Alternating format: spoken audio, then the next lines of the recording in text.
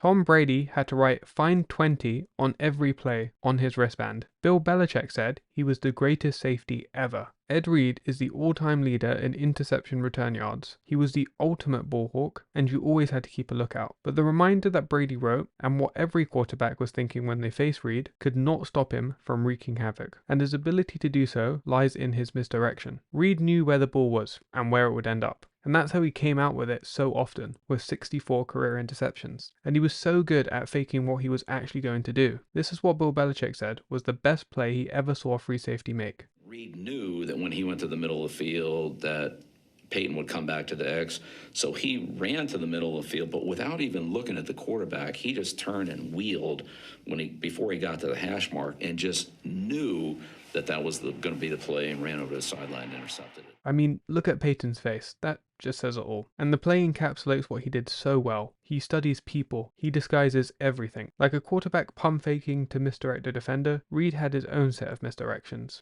I made it look like I was going back to the half, then I came back down. I mean, get this. He actually intentionally played a certain coverage wrong multiple times early in the season because he knew Peyton Manning would watch it on tape. And as Big Ben said, you think you knew what he was going to do. You thought you knew where he was going to be. Then, the next thing you know, he wasn't there and he wasn't doing it. But this misdirection wasn't something that he was just born with. While Reed had physical abilities, he studied the game harder than most. On that interception with Peyton Manning, he knew that Manning's primary read was the free safety, so he was able to trick him. Without even looking, he broke off from the middle of the field and ran to the sideline, intercepting the ball. He knew what he was doing the whole time, and he baited Peyton freaking Manning. People say that he played on instinct, but those instincts came from hours of film study, figuring out exactly what an offense was about to do. His 64 career interceptions are 7th all time. While he's not number 1 in that category, he made the most of those picks, with 1,590 interception return yards coming in number 1 all time. To be the all-time leader in that category, you have to take some chances, and Ed Reed seemed to never go down if he intercepted the ball in the end zone. Throws it downfield, and Ed Reed picks it off in the end zone.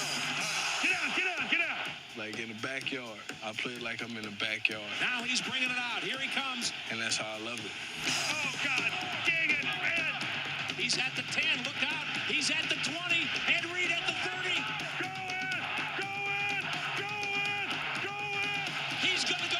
Ed Reed is in for the touchdown. He holds the record for the longest interception return and second longest. Reed was able to get into his opponent's heads. His trash talking, hard hits, and pure talent created a lethal concoction opponents would often overdose on. He went full speed whenever he was on the field in an era where violent hits were the norm, leaving the offense terrified. In 2019, the NFL created this commercial for the Super Bowl, and in it, Ed Reed tackles LaDainian Tomlinson. Tomlinson, smartly, had a stunt double for the tackle. Reed told the double he wouldn't hit him hard, but the double said, "No, go full force, it's my job." Apparently he lay there for 3 minutes afterwards, poor guy. And as mentioned, Ed Reed's instinct was developed and honed. His football IQ was through the roof. I'm defining intelligence as rate of learning. That is, you have the same condition, but different behavior. How quickly you change your behavior in the same situation determines how fast you learn, and therefore how smart. Well, in that case, Reed was a genius. A teammate once recalled how the opponent missed a wide open receiver on a play. Ed Reed would record an interception later in the game. It was the same play. He learned so quickly, even on a play-by-play basis.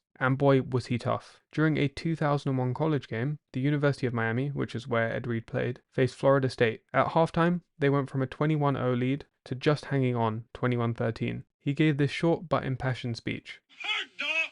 Don't ask me if I'm all right. Hell no. Joaquin said dominate, and we not doing it.